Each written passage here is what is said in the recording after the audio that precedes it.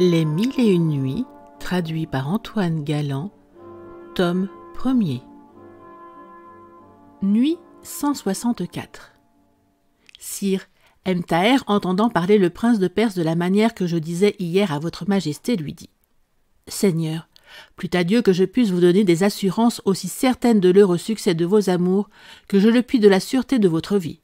Quoique ce palais superbe appartienne au calife, qu'il a fait bâtir exprès pour Shemselnihar sous le nom de palais des plaisirs éternels, et qu'il fasse partie du sien propre, néanmoins, il faut que vous sachiez que cette dame y vit dans une entière liberté.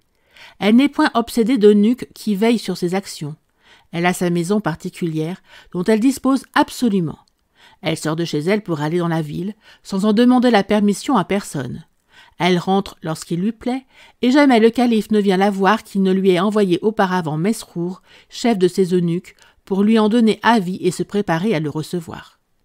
Ainsi, vous devez avoir l'esprit tranquille et donner toute votre attention au concert dont je vois que Shemselnihar veut vous régaler. » Dans le temps qu'Ebn Thaher achevait ces paroles, le prince de Perse et lui virent venir l'esclave confidente de la favorite, qui ordonna aux femmes qui étaient assises devant eux de chanter et de jouer de leurs instruments.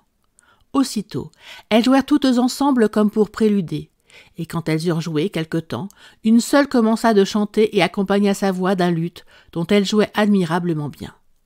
Comme elle avait été avertie du sujet sur lequel elle devait chanter, les paroles se trouvèrent si conformes aux sentiments du prince de Perse qu'il ne put s'empêcher de lui applaudir à la fin du couplet.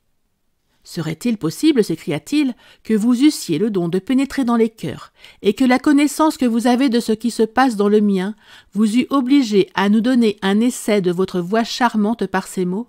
Je ne m'exprimerai pas moi-même en d'autres termes. » La femme ne répondit rien à ce discours. Elle continua, et chanta plusieurs autres couplets, dont ce prince fut si touché qu'il en répéta quelques-uns les larmes aux yeux, ce qui faisait assez connaître qu'il s'en appliquait le sens.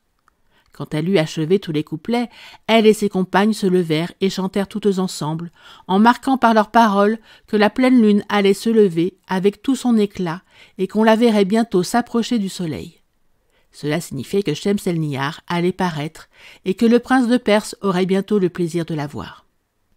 En effet, regardant du côté de la cour, Ebn Thaher et le prince remarquèrent que l'esclave confidente s'approchait et qu'elle était suivie de 10 femmes noires qui apportaient avec bien de la peine un grand trône d'argent massif et admirablement travaillé qu'elle fit poser devant eux à une certaine distance. Après quoi, les esclaves noires se retirèrent derrière des arbres à l'entrée d'une allée. Ensuite, 20 femmes toutes belles et très richement habillées d'une parure uniforme s'avancèrent en 2 files, en chantant et en jouant d'un instrument qu'elles tenaient chacune, et se rangèrent auprès du trône, autant d'un côté que de l'autre. Toutes ces choses tenaient le prince de Perse et Ebn Thaher dans une attention d'autant plus grande qu'ils étaient curieux de savoir à quoi elles se termineraient.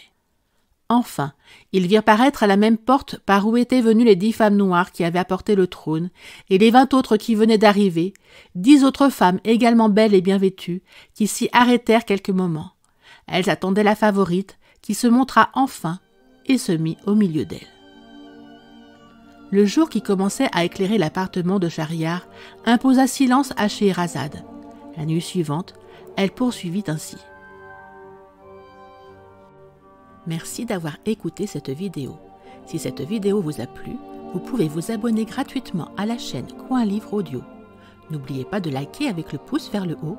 Vous pouvez aussi me laisser un commentaire. À bientôt.